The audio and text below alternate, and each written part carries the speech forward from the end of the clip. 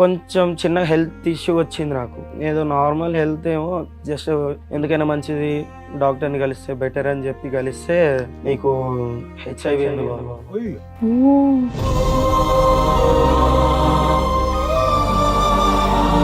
వచ్చింది నా వల్ల కాదు, మా ఆవిడ వల్ల. మీ వల్లే ఆవిడకి వచ్చింది అనుకోవచ్చు. ఎలా చెప్తున్నావు అది? అంటే ఆమెనే నాకు తెలిసే నిజాలు. ఇందాక మీ ఆయన వచ్చి మొత్తం చెప్పారు, చక్కగా పెళ్ళైనప్పటి నుండి బాగుంది, బేబీ కూడా ఉంది. ఇప్పుడు ఆయనకు వచ్చినటువంటి జబ్బు గురించి ఆయన బయట పెట్టారు, అది మా ఆవిడ తరపు నుంచే వచ్చింది అని చెప్పేసి అంటున్నారు. ఆయన నా తరపు నుంచి ఎందుకు వస్తుంది మేడం? అతనే నాకు అంటించాడు.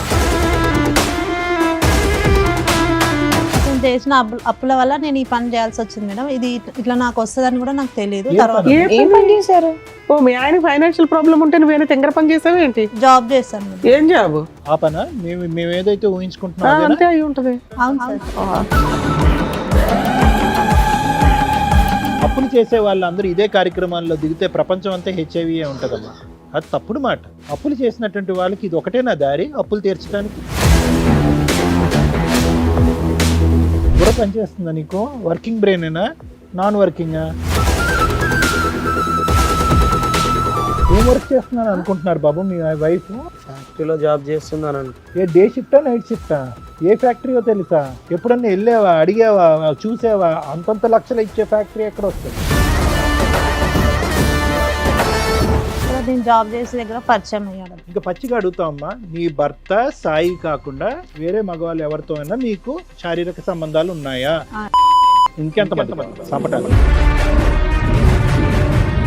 పిలువ ఆయన్ని, ఆ వీరుండి పిలువ. ఏం బాబు ఏంటి మీ ఇద్దరికి ఎలా పరిచయం?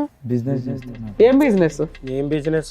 నువ్వు అవి కుకటిపల్లిలో కలవడమా? బాబు కుకటిపల్లి మెట్రో స్టేషన్ దగ్గర మీరు ఏం చేస్తూ ఉంటారు? బ్రోకర్. ఏం broker? ఆడవాళ్ళు broker ఆ? అదే ఈ పిల్ల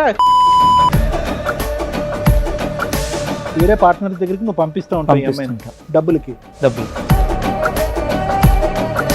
ఒరే తమ్ముడు, ఎవరిని పడితే ఆడవాళ్ళని, అవసరంలో ఉన్న వాళ్ళు, ఏదో అప్పుల్లో ఉండేటటువంటి వాళ్ళు ఎవరిని పడితే వాళ్ళని లూప్లోకి దించేయటమేరా బాబు? ఆమె దిగుతానంటే దించేయటమేనా గడుదు గుడ్డు? ఇప్పుడు మరి ఆ అమ్మాయి ఇప్పుడు ఆ జబ్బు వచ్చి పడింది, ఓకేనా నీకు?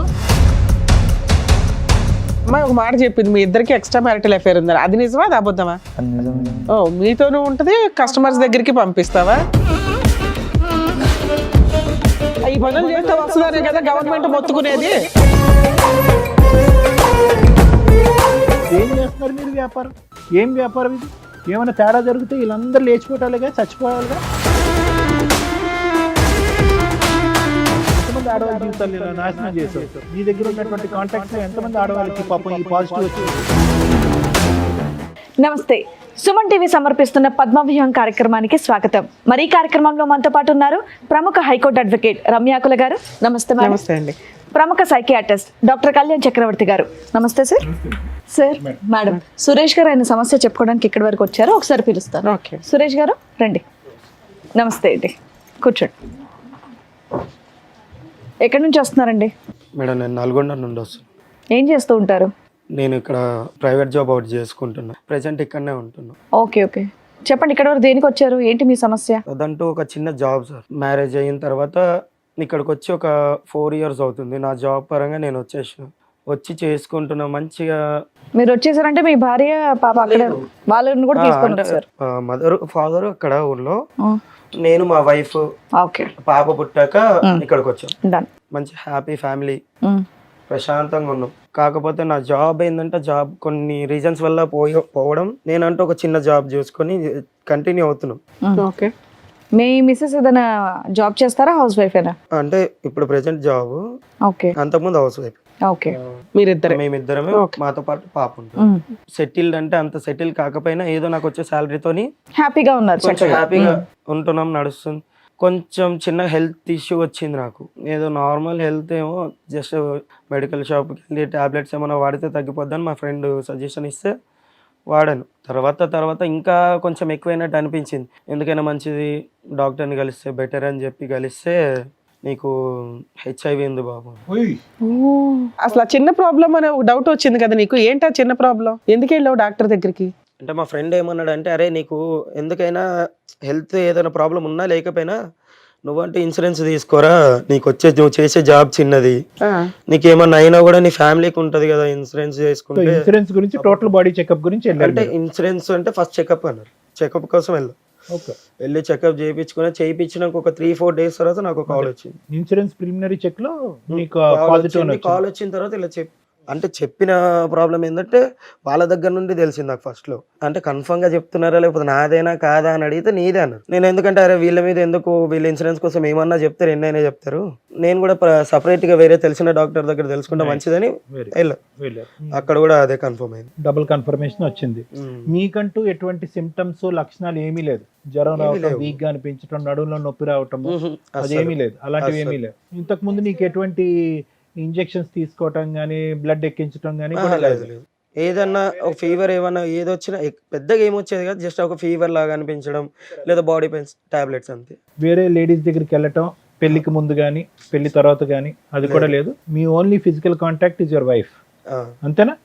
మీ ఆవిడకి కూడా ఏమైనా టెస్ట్ చేయించారా ఈ మధ్య? మా ఆవిడ కంటే టెస్ట్ చేయించలేదు, కాకపోతే నాకు ఇలాగ వచ్చిందని ఒక టెన్షన్ తోని ఎలా అయినా చెప్పాలి మా ఆవిడకి. మీకు తెలిసి ఎంతకాలం అయింది ఇది? నాకు తెలిసి 2 months అవుతుంది. ఓకే. కానీ నువ్వు తేరుకున్నావు అందులోంచి, ఆ టెన్షన్ లోంచి. అది చాలా ఇది ఇప్పటికీ అలాగే ఉంది. ఒకటైతే నిజం నాన్న, హెచ్ఐవి ఎయిడ్స్ అనేది దేనివల్ల వస్తుందో ప్రజలందరికీ తెలుసు. కానీ అదృష్టం ఏంటంటే వచ్చినటువంటి దానికి చాలా చక్కటి ట్రీట్మెంట్ అయితే ఉంది.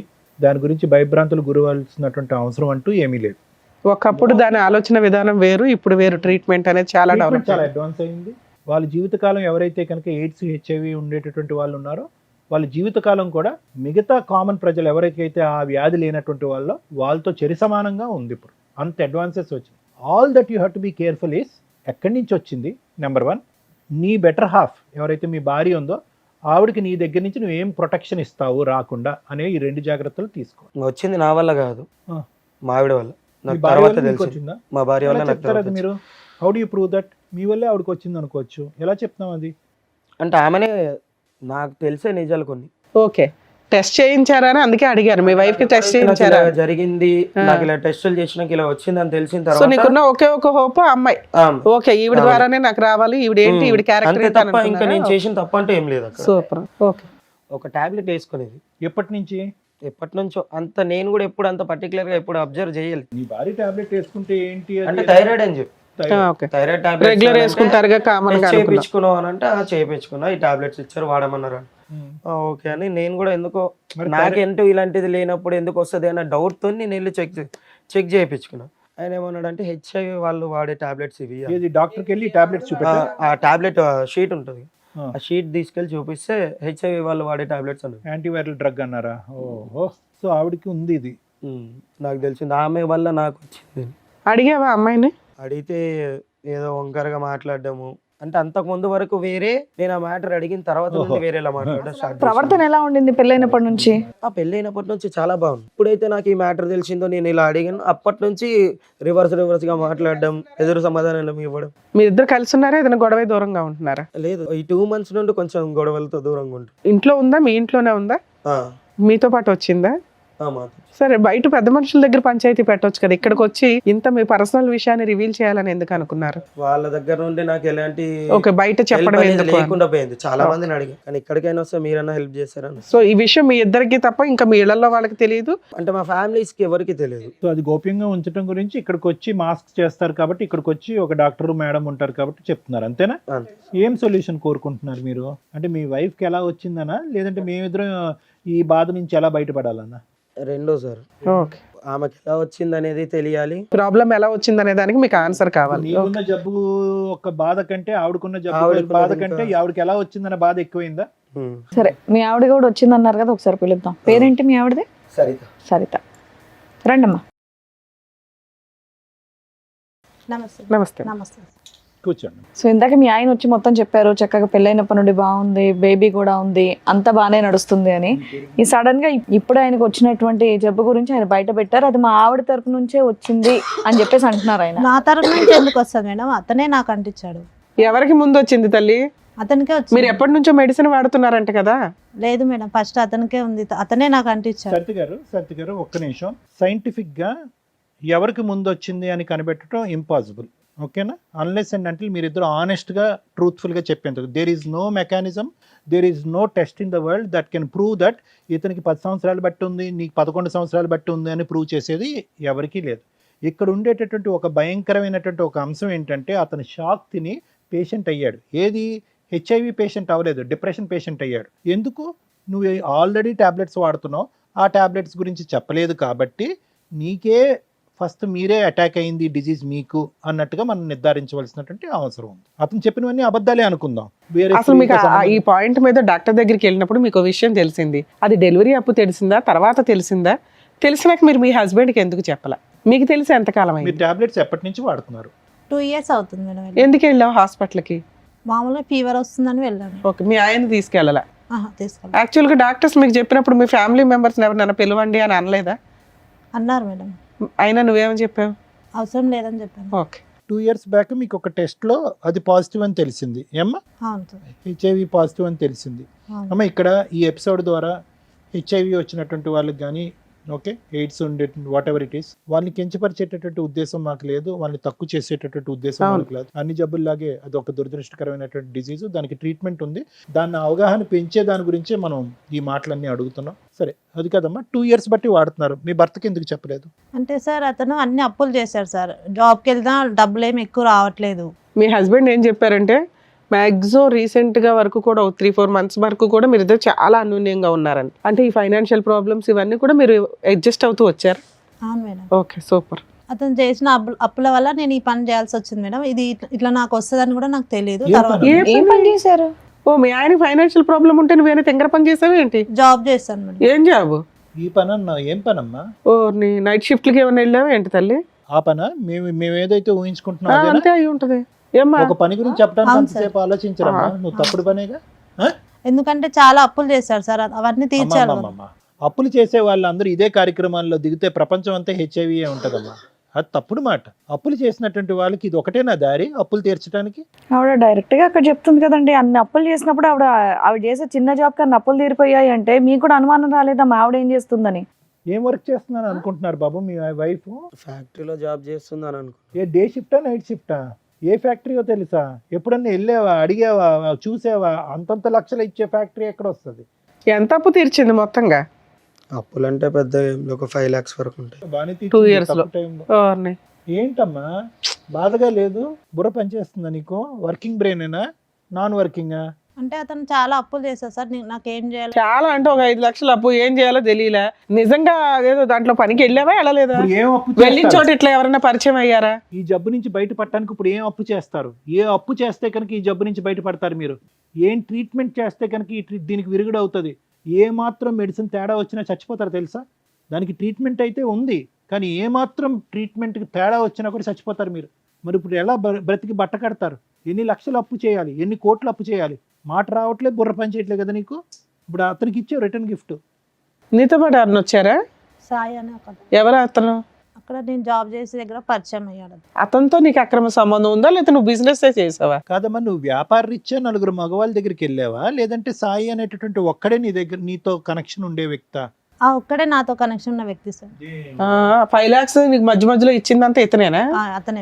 ఓ, నువ్వు ఎవరో ఒకరితో ఎక్స్ట్రా మ్యారిటల్ అఫైర్స్ పెట్టుకున్నావు. మరి బిజినెస్ చేశానంటావేంటి? అది బిజినెస్? బిజినెస్ అంటే వేరు తల్లి. నువ్వు బిజినెస్ అనగానే మేము ఎవ్రీడే ఒకరి దగ్గరికి వెళ్తాదేమో ఇవిడ అట్లా అనుకున్నాం. ఇంకా నిన్ను క్షమించేది లేదులే అమ్మా. ఎక్స్ట్రా మ్యారిటల్ అఫైర్స్ అంటారు దీన్ని. ఓ వ్యక్తితో ఎక్స్ట్రా మ్యారిటల్ అఫైర్ పెట్టుకున్నావా? దానికి అతనికి కూడా ఉందా? అయితే మరి అతని ద్వారా వచ్చి ఉండాలి కదా నీకు. అంతే, అబ్సల్యూట్లీ అంతేనమ్మా. తెలియదు మేడం. ఇంకా పచ్చిగా అడుగుతామమ్మా, నీ భర్త సాయి కాకుండా వేరే మగవాళ్ళు ఎవరితో అయినా మీకు శారీరక సంబంధాలు ఉన్నాయా? ఇది మెడికల్ క్వశ్చన్ అమ్మా. ఇది మెడికల్ గా అడిగేటటువంటి ఒక ఎలిజిబుల్ సైంటిఫిక్ క్వశ్చన్. ఎక్కడి నుంచి వచ్చింది? డాక్టర్ కన్నా ఇప్పుడు మాకు అబద్ధాలు డాక్టర్ కన్నా నిజాలు చెప్తాలి. మేము ఏమైనా చెప్పాలంటే అవ్వాలి కదా. వీళ్ళిద్దరు కాకుండా మా దగ్గరకు వచ్చి అబద్ధాలు చెప్తే అట్లా? సాయితో ఫిజికల్ కాంటాక్ట్ ఉందా మీకు? అతను ఒక్కనే సార్.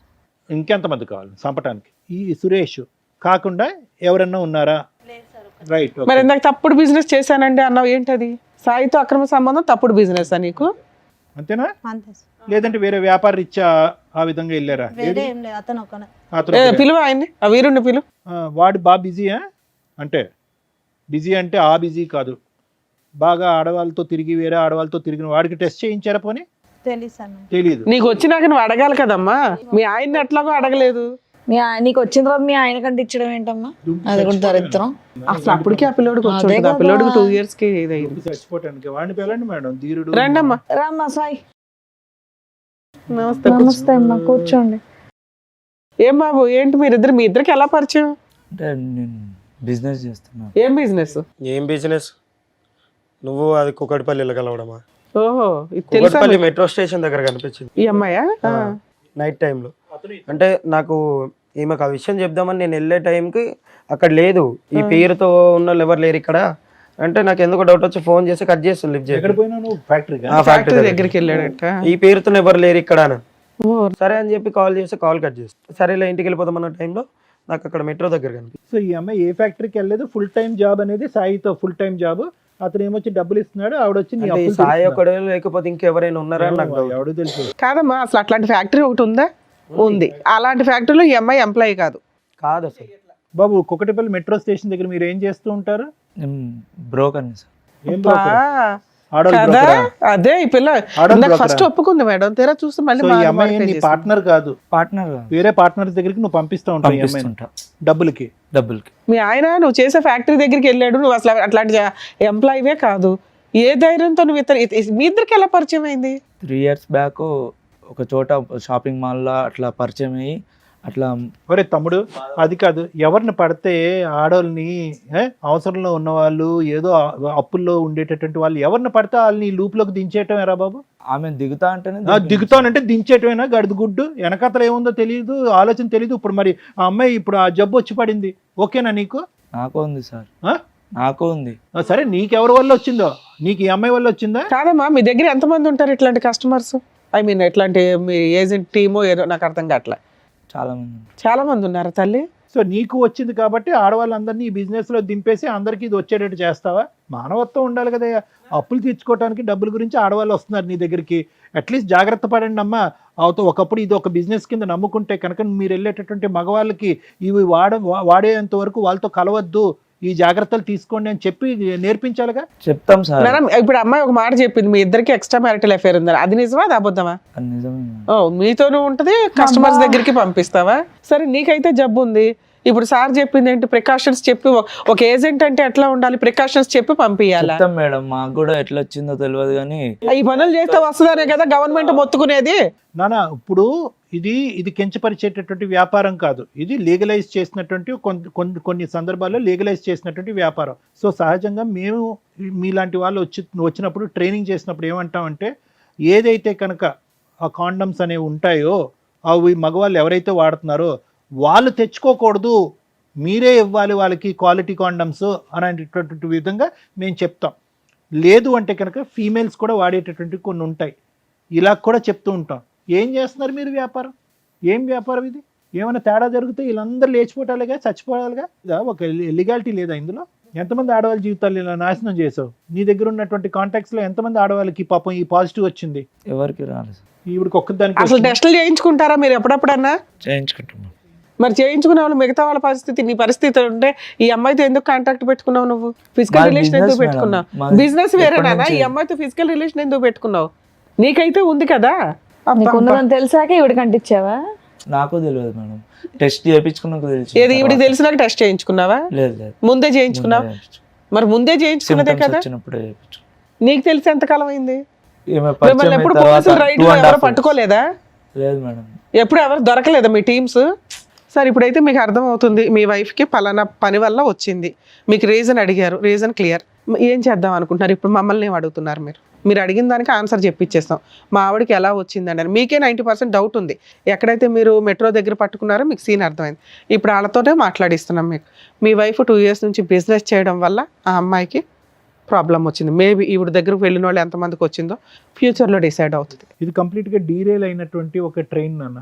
ఈ ట్రైన్ పట్టాలు తప్పింది కంప్లీట్గా. ఇక్కడ ఈ అమ్మాయితో నువ్వు కాపురం చేయాలనో అవును, లేదంటే ఈ అమ్మాయితో ఉండాలనో చెప్పేటటువంటి హక్కు, అధికారం మాకు లేదు.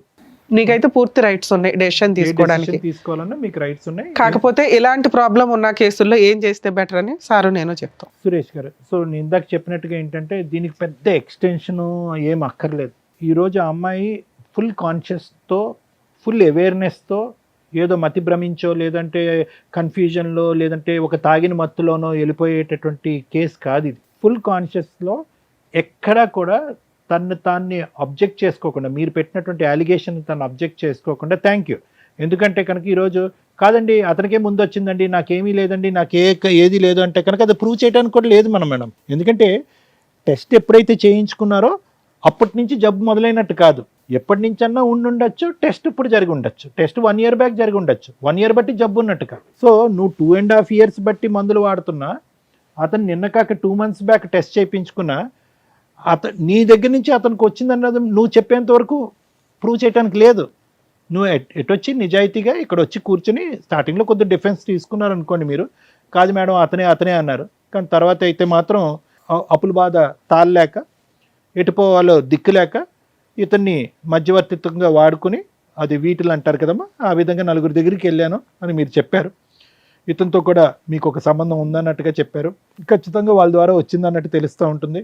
ఇప్పుడు ఒక విధంగా చూసుకుంటే ఏమో మీరు వాళ్ళ దగ్గరికి వెళ్ళక ముందు కూడా ఇతను ఎవరి దగ్గరికైనా వెళ్ళి ఉండొచ్చు కదా అని మనం మాట్లాడుకోవచ్చు, కానీ అది రేర్ పాసిబిలిటీ. ఎందుకంటే కనుక మీ భర్త ఏంటి అన్నది మీకు తెలుసు, మీ భర్తకు వేరే పరిచయాలు లేవన్నది తెలుసు, ఇతను మిమ్మల్ని ఇద్దరిని లైవ్లో మెట్రో స్టేషన్ దగ్గర చూశాడు. సో ఇవన్నీ కొలాబరేటివ్ ఎవిడెన్సెస్ అంటూ ఉంటారు, అంటే ఖచ్చితమైనటువంటి ఎవిడెన్సెస్ కాదు. సో ఖచ్చితంగా అని చెప్పలేం, కానీ there is a big chance, 90 to 95% chance that అతనికి వచ్చినటువంటి వ్యాధి మీ దగ్గర నుంచి వచ్చింది. కాబట్టి ఇప్పుడు ఎలా ఉంది అంటే కనుక అది హోల్ అండ్ సోల్ కంప్లీట్గా మీరు ఒక కాన్షియస్లో తీసుకున్నటువంటి నిర్ణయం, 4 దగ్గరికి వెళ్ళారు అనేటటువంటి నిర్ణయం, అతనికి కూడా ఉంది అనేది ఒక నిర్ణయం, అతని ద్వారా మీకు వచ్చి ఉండొచ్చు లేదంటే వేరే వాళ్ళ దగ్గర నుంచి వచ్చారు అనేటటువంటి నిర్ణయాన్ని మనం అందరం తీసుకున్నాం, ఒక డెసిషన్ మనం తీసుకున్నాం. కాబట్టి ఇప్పుడు ఎలా చూడాలి అంటే అప్పు గురించి వెళ్ళానో ఇంకో దాని గురించి వెళ్ళాను అనే అంశాన్ని తీసి పక్కన పెడితే కనుక నువ్వు అఫెండరు, అతను విక్టిమ్ అయ్యాడు. అఫెండర్ అంటే కనుక అతను ప్రాబ్లం రావడానికి నువ్వు కారణం అయ్యావు, అతను బాధితుడయ్యాడు. నువ్వు కోరి తెచ్చుకున్నటువంటి అంశం ఇలా జరుగుతుందని చాలా వరకు ఛాన్సెస్ ఉంటాయి అని చదువుకున్నటువంటి అమ్మాయి నీకు తెలుసు, అతను తెలియక నీతో అది పెట్టు. నువ్వు అప్పుడు 2 years బ్యాక్ ఎప్పుడైతే డయాగ్నోసిస్ అయిందో నీకు, నువ్వు ట్యాబ్లెట్స్ మొదలుపెట్టావో అప్పటి నుంచి అట్లీస్ట్ కొద్దిగైన జ్ఞానము, బుద్ధి, ఆలోచన, మానవత్వం ఉండున్న దానివైతే కనుక నా చావేదో నేను సస్తాను, నాతో పాటు అతను చంపుకోను అనేటటువంటి బుద్ధి నీకు ఉండుంటే కనుక అతనికి చెప్పుండేదానివి, శారీరకపరమైనటువంటి కలయికలో కొన్ని జాగ్రత్తలు తీసుకుని ఉండేవారు. అట్లీస్ట్ ఈరోజు ఇద్దరు తల్లిదండ్రులకి ఈ దురదృష్టకరమైనటువంటి వ్యాధి రాకుండా నీకు ఒక్కదానికే వచ్చి ఉండేది, అతను హెల్దీగా ఉండేవాడు. అంటే ఇలా అంటున్నానని ఏం అనుకోవద్దమ్మా. ఏదన్నా కర్మకాలి దురదృష్టం కొద్దీ నువ్వు ఏదైనా జబ్బును బారి నువ్వు చనిపోయావనుకో, ఆ బిడ్డకి అట్లీస్ట్ తండ్రి ఉంటాడు. ఇప్పుడు రిస్క్ ఎలా ఉంది, నీకెంత రిస్క్ ఉందో అతను కూడా అంతే రిస్క్లోకి లాగావు. నువ్వు ఒకప్పుడు ఏదన్నా బాలేని పరిస్థితిలో, మందులు సరిగ్గా వేసుకోలేనటువంటి పరిస్థితిలో ఈ డిజీజ్ మీద వేరే డిజీజ్ ఏదన్నా వచ్చిందనుకోండి, అప్పుడు లైఫ్ చాలా రిస్క్ అవుతుంది. ఇప్పుడు నువ్వేం చేసావు, ఇద్దరిని రిస్క్లోకి లాగావు, ఆ బిడ్డ యొక్క ఫ్యూచరు క్వశ్చన్ మార్క్ చేసావు. బిడ్డ వయసు ఎంతమ్మా? 6 కదా? 6 సంవత్సరాలు. బిడ్డకు టెస్ట్ చేయించారా? అంటే కోర్స్ నువ్వు గర్భం వచ్చే టైంకి బిడ్డ అప్పటికి నువ్వు ఈ వ్యాపారంలో లేదు అనేది మనకు అర్థమవుతుంది, కానీ బట్ ఎనీవే. సో నేను ఇప్పుడు చెప్పేది ఏంటంటే సురేష్, ఆ అమ్మాయి పశ్చాత్తాపం పొందుతుందా, బుద్ధి వచ్చిందా, ఈరోజు ఆ అమ్మాయి నీ కాలమే పడవచ్చు, ఆ వృత్తిని వదిలేస్తున్నాను అని చెప్పచ్చు. సహజ సిద్ధంగా ఇటువంటి అలవాట్లలోకి వెళ్ళినటువంటి వాళ్ళతో మాట్లాడేటటువంటి కేస్ సినారియో ఇది కాదు. ఆ అమ్మాయి వచ్చి నీ కాలమే పడవచ్చు, ప్రపంచంలో ఉన్న అందరి కాళ్ళ మీద పడవచ్చు. కానీ ఇక్కడ ఉండేటటువంటి సినారియో ఏంటంటే కనుక ఈ స్థాయి తప్పుని క్షమిస్తూ, భార్యగా నీ బిడ్డకు ఒక తల్లిగా ఈవిడ్ని యాక్సెప్ట్ చేస్తూ వెనక్కి తీసుకొచ్చేటటువంటి ఆలోచన, ప్రయత్నం, ఆ స్థాయి మనస్సు నీకుందా? మన గురించే అప్పు చేసింది నా భార్య, మన గురించే నా అప్పు తీర్చడం గురించే నా భార్య ఇలా పక్కదో వెళ్ళింది అనే విధంగా, ఇది ఒక విధంగా క్షమించి వదిలేసేటటువంటి ఆలోచన మీకుందా? చేయరానటువంటి తప్పు చేయటమే కాకుండా ఆ తప్పులో నన్ను కూడా ఈరోజు శిక్ష పడే విధంగా నాకు ఈ జబ్బు ఇచ్చినటువంటి వ్యక్తిగా ఆవిడ మళ్ళీ మీరు స్వీకరిస్తారా, స్వీకరించరా? ఇది ఈ వేదిక మీద మాత్రం ఖచ్చితంగా ఇక్కడ ఉండేటటువంటి జడ్జెస్ తీసుకునేటటువంటి డెసిషన్ కాదు ఇది. అవును, ఇది కంప్లీట్గా నీ మనస్సు, నీ వ్యక్తిత్వం, మీ వైఫ్తో పాటు ఇన్ని సంవత్సరాల పాటు చేసిన ప్రయాణం, ఆవిడ చేసినటువంటి ఈ తప్పు, ఇవన్నీ వే చేసుకోవాలి, బ్యాలెన్స్ చేసుకోవాలి. మీరు 2 క్వశ్చన్స్తో ఇక్కడికి వచ్చారు. ఒకటి, where did this come from, ఎక్కడి నుంచి వచ్చింది నా భార్యకి? ఓపెన్, వచ్చినటువంటి 5 నిమిషాల్లోనే నిజం బట్టబయలైపోయింది. ఆ క్వశ్చన్కి ఆన్సర్ దొరికేస్తుంది.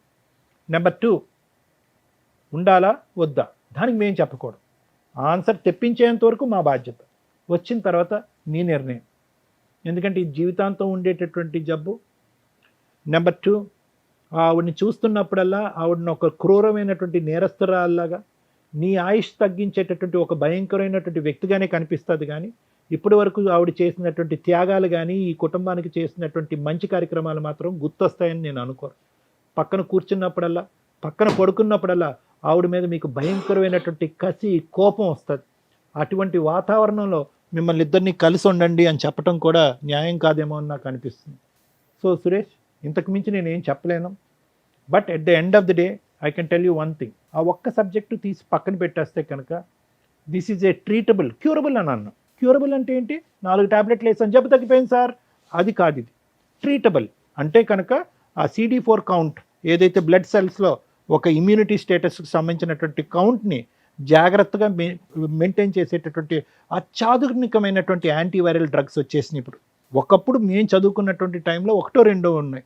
ఇప్పుడు అడ్వాన్సెస్ అయిపోయినాయి, రీసెర్చ్ అయిపోయింది, జినోమిక్ చేంజెస్ వస్తున్నాయి. ఇప్పుడైతే కనుక ఇంకా అడ్వాన్స్ అయిపోయింది. చైనా లాంటి దేశాల్లో ఇంకా పెద్ద పెద్ద మెడిసిన్స్ కంప్లీట్గా దీనికి విరుగుడు అయ్యేటటువంటి మెడిసిన్స్ కూడా కనుక్కుంటున్నారు. అది ఎప్పుడు ఎక్కడ వస్తుంది, ఎప్పుడు మన దేశంలో ప్రవేశిస్తుంది అనేది మనకి ఇంకా అంత అడ్వాన్స్ జరగకపోయినా కూడా ఇప్పుడైతే మాత్రం సూపర్ సెంటర్స్ ఉన్నాయి. ఇండియాలో సూపర్ సెంటర్స్ ఉన్నాయి. ఎటొచ్చి దీని గురించి టాపిక్ డిస్కషన్ అవగాహన తగ్గిపోయింది. కానీ గవర్నమెంట్ స్పాన్సర్డ్ సెంటర్స్ ఉన్నాయి. డ్రగ్స్ ఫ్రీగా ఇస్తారు, టెస్టులు ఫ్రీగా చేస్తారు. ఒకప్పుడు మీరు డ్రగ్స్ తీసుకోవడానికి, టెస్టులు తీసుకోవడానికి రాకపోతే వాళ్ళు ఫోన్లు చేసి చంపేస్తారు మేడం. ఆటోమేటెడ్ సిస్టమ్, వీళ్ళని అలా ఫోన్ చేసి ఈ డోస్ మీరు మిస్ అయ్యారు, ఈసారి టెస్ట్ మీరు మిస్ అయ్యారు, మీరు రావాలి, అంత అడ్వాన్స్ అయింది మేడం ఇండియాలో.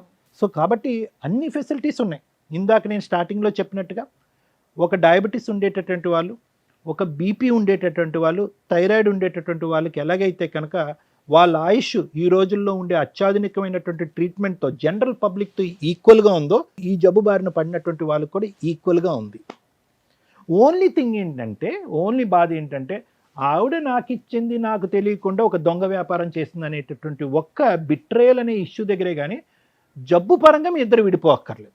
జబ్బు వచ్చింది కాబట్టి విడిపోక్కర్లేదు. ఒకరికి వచ్చి ఒకరు రాలేదనుకోండి, అది వేరే క్వశ్చన్. ఇప్పుడు నీకుంది, అతనికి రాలేదు, నువ్వు ఇలా తప్పుదోవలో వెళ్ళి ఇలా చేసావు కాబట్టి అతనికి కోపం ఉండొచ్చు. కానీ ఇక్కడ ఇద్దరికీ ఉంది. ఇప్పుడు మీ ఇద్దరు యొక్క తప్పుగా అనుకోకండి. భార్యాభర్తల యొక్క ఇది ఉన్నా కూడా అతనికి కొత్తగా వచ్చేది లేదు, అతని దగ్గర నుంచి నీకు కొత్తగా వచ్చేలేదు. సో కాబట్టి ఇలాంటి ఫ్యాక్టర్స్ కన్సిడర్ చేసుకుని కొద్ది లోతుగా విశ్లేషించి తీసుకోవాల్సినటువంటి నిర్ణయం. లేదు సార్, ఈ సైంటిఫిక్ ఫ్యాక్టర్స్, ఈ సెల్ కౌంట్లు, ఈ బ్లడ్ టెస్ట్లు ఇవన్నీ నాకు అక్కర్లేదు. At the end of the day మా భార్య చేయరా అనేటువంటి తప్పు చేసింది. అది కూడా ఒక్క మగాడితో చేస్తే కనుక ఇంకోటి అనుకోవచ్చు, అదే వృత్తి ధర్మంగా భావిస్తూ నా భార్య ఇలా చేసింది కాబట్టి అటువంటి స్త్రీని నా పక్కన కూర్చోపెట్టి నేను యాక్సెప్ట్ చేయలేకపోతున్నాను అని అనుకుంటే కనుక అస్సలు మా నోట్లలోంచి ఒక్క మాట కూడా రాదు. నీ నిర్ణయాన్ని మేము పూర్తి స్థాయిలో అంగీకరిస్తాం. Thank you sir. మేడం, ఒక 3 సెన్సిటివ్ పాయింట్స్ అయితే ఈ ఎపిసోడ్లో మాట్లాడాలి. మన వాళ్ళందరికీ కూడా ఒక రకంగా అవేర్నెస్ అని అనుకుంటాను నేను. ఒకటి ITPA యాక్ట్ గురించి, 2 ఎయిడ్స్ ప్రాబ్లమ్స్ గురించి, 3 వీళ్ళిద్దరు కలిసి ఉండాలా వద్దా. ITPA యాక్ట్ 1956 అంటే ఇమ్మోరల్ ట్రాఫిక్ ప్రివెన్షన్ యాక్ట్ 1956. ఇది సుప్రీంకోర్టు చాలా ఒక 10-15 ఇయర్స్ బ్యాక్ నుంచి దీని మీద ఏదైతే ప్రాస్టిట్యూట్ బిజినెస్లు ఉన్నాయో ఇవి లీగలా కాదా, ఇండియాలో అది లీగలా, ఇది మీరు గమగమ నెట్లో ఒకటి ఎత్తకండి. ఎందుకంటే ఆ ఉన్న స్లైట్ గీత 99% అడ్వకేట్లకు కూడా అర్థం కాదు. ఎందుకు అంటే 3 పాయింట్స్ చెప్పారు. ఒకటి మేజర్లు అయి ఉండాలి, 2 వాళ్ళ ఓన్ ఇన్కమ్ తోటే ప్రాస్టిట్యూట్ బిజినెస్ చేస్తూ ఉండాలి. అంటే ఏజెంట్లు, టీము, ఒక ఇల్లు కొనుక్కోవడం, అందరూ కలిపి జనాల్ని ఉమెన్ ట్రాఫికింగో, హ్యూమన్ ట్రాఫికింగో, బాయ్స్ని ట్రాఫికింగ్ చేసి వాళ్ళతో బలవంతంగా బిజినెస్లు చేయించడం, మైనర్స్ని తీసుకొచ్చి బిజినెస్లు చేయించడం. ఒక్కసారి ఇవన్నీ కూడా కన్ఫ్యూజ్ అవుతాయి. వీటిని డివైడ్ చేసి చెప్పడం చాలా కష్టం. సో సుప్రీంకోర్టు చెప్పిన చిన్న పాయింట్స్ వాళ్ళు మేజర్ అయి ఉండాలి. ఇష్టపూర్వకంగా ఇద్దరు వ్యక్తులు, అంటే ఎవరైతే ప్రాస్టిట్యూట్ బిజినెస్ చేస్తున్నారో వాళ్ళకు వచ్చే వీటిలో ఎవరైతే ఉంటారో, కస్టమర్ ఎవరైతే ఉంటారో వాళ్ళు విల్లింగ్గా ఉండాలి. 3 వాళ్ళ ఓన్ ఇన్కమ్ తోటి ఆ బిజినెస్ రన్ అవుతూ ఉండాలి. ఎవరో బిజినెస్ చేస్తుంటే వీళ్ళు ఎంప్లాయీస్ కింద ఉండడానికి లేదు. అవి కూడా జనాలు ఉన్న ఏరియా కాదు, ఓ 200 yards దూరంగా ఎక్కడో, అంటే ఆ సరౌండింగ్స్కే దూరంగా ఉండాలి. ఇవి 99% మీరు ఎక్కడ సెట్ చేయలేరు.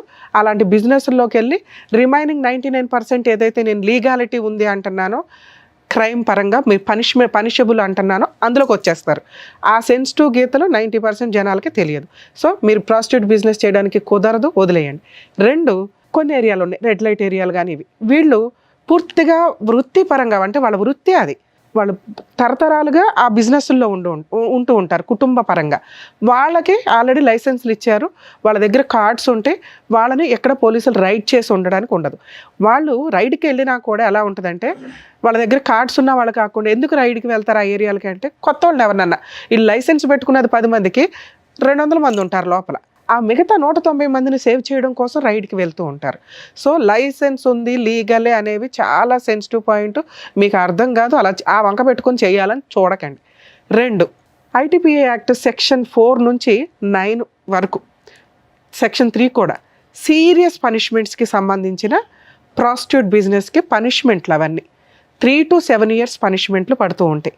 బ్రాతల్ బిజినెస్ సీక్రెట్గా రన్ చేస్తూ ఉద్యోగాలనో జాబులనో సినిమాల్లో అనో వాళ్ళని ఇందులోకి ట్రాప్ చేస్తూ కస్టమర్స్ దగ్గరికి పంపిస్తే, అంటే ఇప్పుడు ఆ అబ్బాయి చేస్తున్న బిజినెస్, వీళ్ళకి ఇంకో టీం ఉందట, ఈయన వన్ ఆఫ్ ద ఏజెంట్, వీళ్ళు ఒక లీడర్స్ ఉంటారు. సో వీళ్ళందరూ కూడా ఈ చట్ట ప్రకారం పనిషబుల్లే.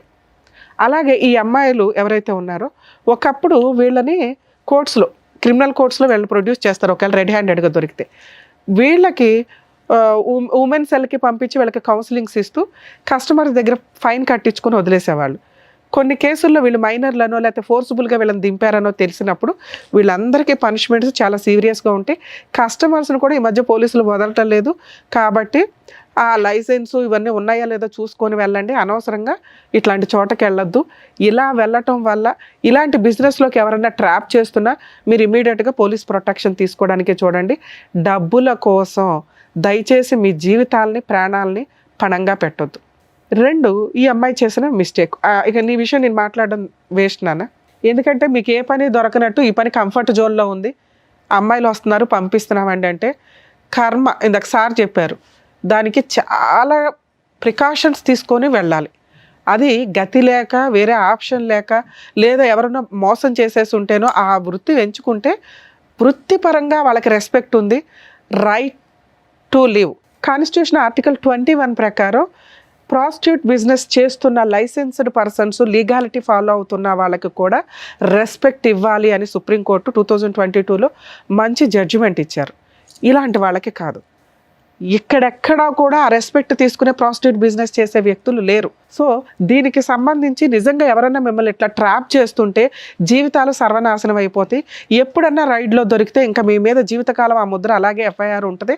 మీ పిల్లలకి దాని ఎఫెక్ట్ చాలా పడుతుంది, వాళ్ళ జీవితాలు సర్వనాశనం అవుతాయి. దయచేసి ఈ బిజినెస్లోకి వెళ్ళొద్దు. ఇళ్లలో పనులు చేసుకున్నా మీరు బాగానే బతుకుతారు తల్లి, ఒక్కసారి క్యారెక్టర్ పోయినాక ఎవరిని ఏమీ చేయలేం.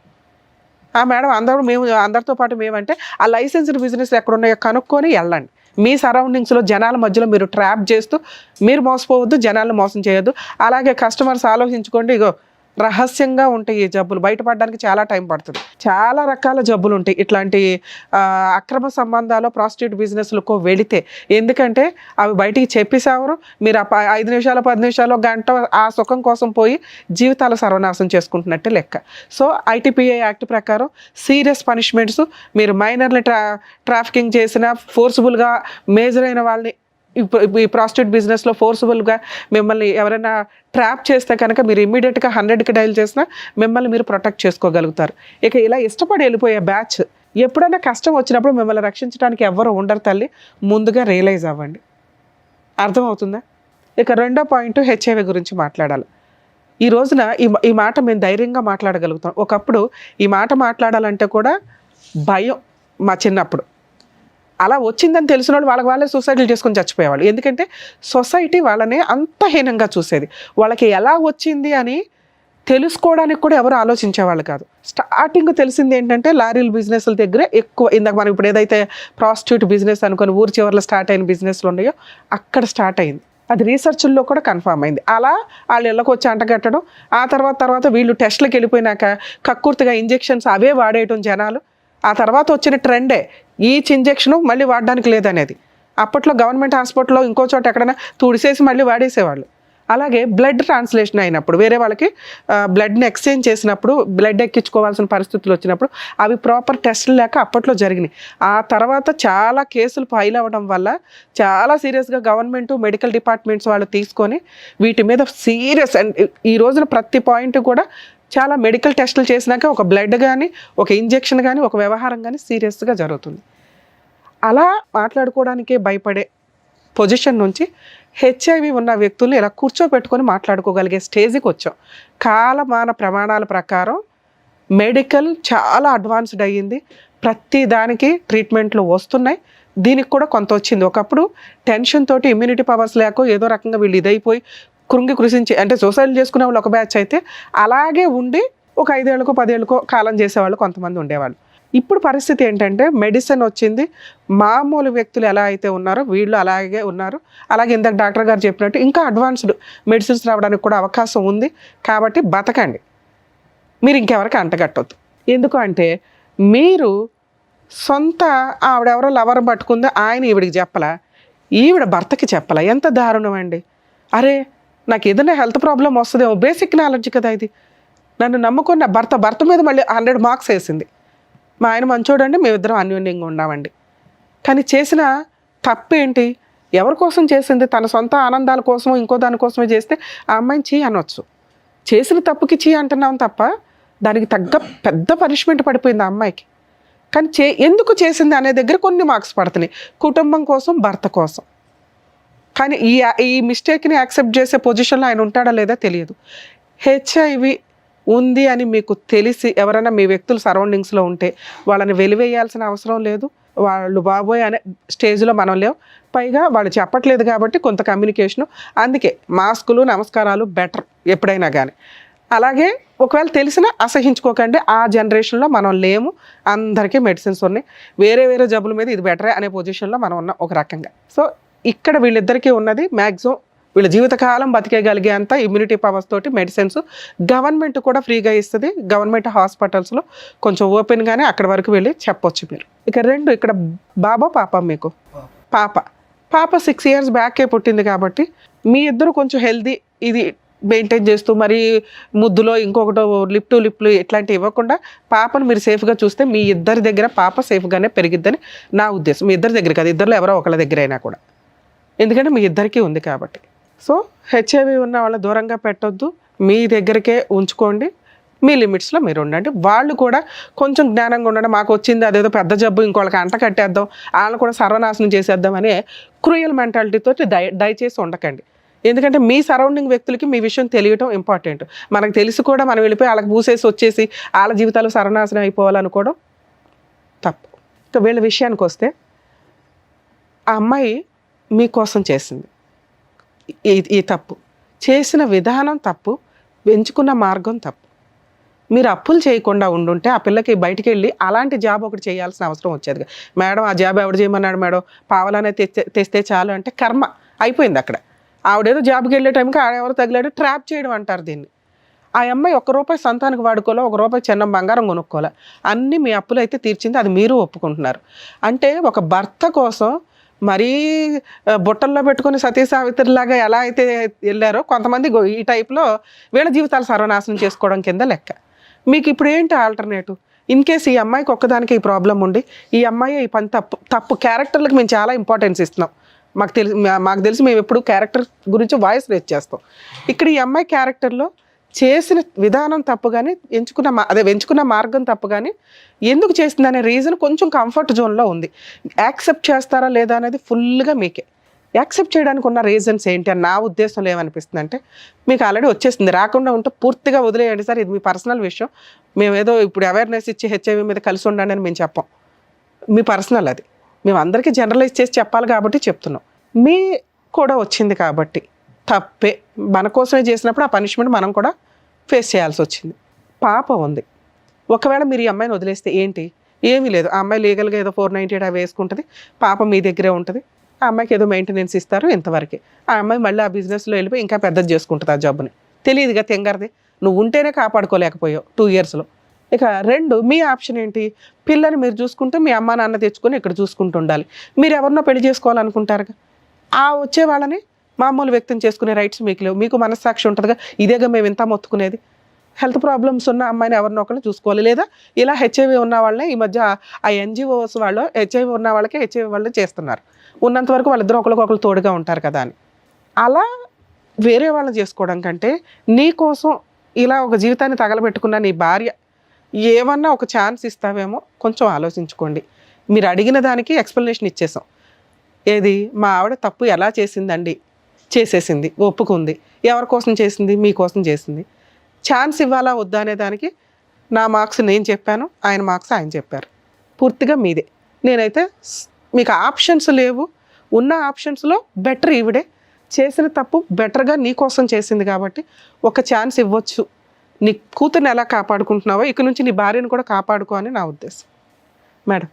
సో మీకే వదిలేసాం ఆప్షన్ అనేది. సో ఏం చేస్తే ఎలా ఉంటుంది అనేది చెప్పారు. ఇప్పుడు ఇక్కడ ఈ వేదిక మీద చెప్పాల్సినటువంటి అవసరం లేదు ఇది. ఎందుకంటే చాలా డీప్ గా సైంటిఫిక్ బేసిస్ మీద తీసుకోవాలి, మోరల్ వాల్యూస్ మీద బేసిస్ తీసుకోవాలి, నీ బిడ్డ భవిష్యత్తు బేసిస్ మీద 3 ఉన్నాయి బేసిస్. దీని మీద అవి క్షుణ్ణంగా ఆలోచించి అవసరమైతే కనుక దీని గురించి ఇంకా లోతుగా మాట్లాడాలి అనుకుంటే నా కౌన్సిలింగ్కి రండి, నేను మాట్లాడతాను, మీతోనే మాట్లాడతాను, తనతోనే మాట్లాడతాను. అప్పుడు ఫైనల్గా ఒక డెసిషన్ తీసుకుంటాను. అలాగే ఒక రిక్వెస్ట్ అండి, మీరు ఎవరికన్నా వెళ్ళాలి అంటే ఇప్పుడు మీరు ఎవరికి తెలియదు, మీ లిమిట్స్లో మీరు ఉండండి. అది ఎందుకంటే వాళ్ళకి తెలిసినాక వాళ్ళ గుండెలు పగిలిపోయి బాబా మా అంత మెచ్యూరిటీ లెవెల్స్ అందరికీ ఉండకపోవచ్చు కదా. 2 మీ ఇద్దరు కలిసి ఉంటే కొంచెం మెడిసిన్స్ అవి వాడుతూ పాపను కూడా జాగ్రత్తగా చూసుకోండి. అదే సరేనా? ఓకేనా? ఎలాగో కలిసే ఉన్నారు కదా, ఇప్పటికిప్పుడు ఈ విషయాన్ని పెద్దది చేసుకోకండి, కొంచెం టైం తీసుకోండి. సరేనా? ఆల్ ది బెస్ట్ నాన్న. All the best. ఆయన వదిలేసే తల్లే, ఫస్ట్ నిన్ను జైలు పంపిస్తారు, గుర్తుపెట్టుకో. వెళ్ళాను. సో ఇక్కడ మన పద్మవ్యూహం ప్రోగ్రాంలో ఒక్కొక్కటి ఒకదాని మించి ఒకటి కేసు అసలు కొత్తగా వింటున్నాం. సో దానికి సంబంధించినటువంటి కరెక్ట్ అవగాహన ఇస్తున్నందుకు డాక్టర్ గారు, advocate madam, thank you so much. మరో కథతో మళ్ళీ కలుద్దాం.